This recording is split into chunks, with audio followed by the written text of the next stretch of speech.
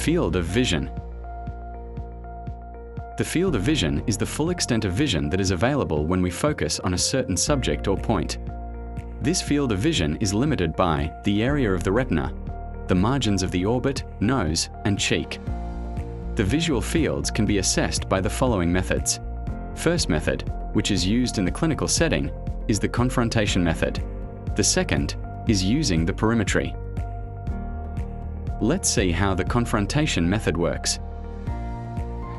Hello everyone, I am Dr. Shamod, the temporary demonstrator of the physiology department in the Faculty of Medicine, OSCE University of Sri Lanka. So today I will demonstrate to you all on how to check for the visual fields of a patient. Today I have with me Dr. Chaturika. She will help me in demonstrating to you all how to check the visual fields of a patient. She will act as a patient to demonstrate this. Before we get started, we have to get the informed consent from the patient. First, we must introduce ourselves and explain to the patient what we are going to do. Once she clearly understands everything and has given you their consent, you can go ahead with the procedure. First, we have to position the patient. The patient sits upright and faces the examiner directly. The examiner should be at least 1 meter away. Once we have positioned the patient, we can get started. The patient is instructed to close one eye and look directly into the opposite eye of the examiner. The examiner should bring a target from outside his field of vision towards the inside. The examiner keeps moving the target nearer until he himself can just perceive it. The patient is asked if he can see the target, at the same time making sure that his gaze is fixed on the examiner. If the patient fails to see the target, the examiner brings the target closer until the patient does see it. The direction of approach should be distributed over upper and lower quadrants, and nasal and temporal halves. This should be done for both eyes.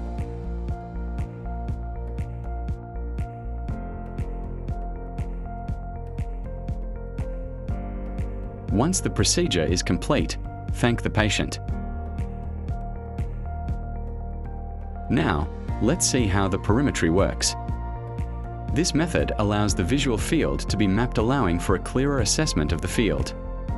The patient is seated comfortably with the chin on a chin rest. This is adjusted so that the eye to be tested is oriented at the center of a hemispherical, illuminated field. Upon this field, spots of light of various intensities, colors, or sizes may be projected or moved. The patient is given a button which he should press whenever he sees a flash of light. This button will depress a marker forming a dot on the screen as shown. This allows the detection of the limits of the field and its sensitivity in various parts. The patient's visual field is charted on the graph as shown. Perimetry surveys the monocular field of vision. Therefore, only one field is obtained at a time. The center point of the graph corresponds to the point of fixation of the eye. Since the fixation point is not exactly central, the outer and inner parts of the field are unequally divided.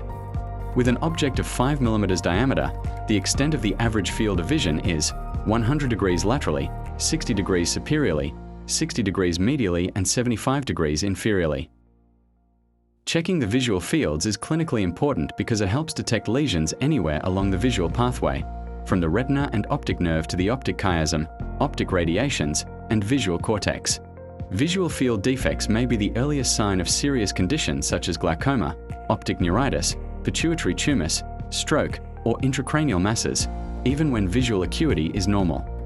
Early identification of field loss guides localization of pathology, prompts timely investigations, and can prevent irreversible vision loss.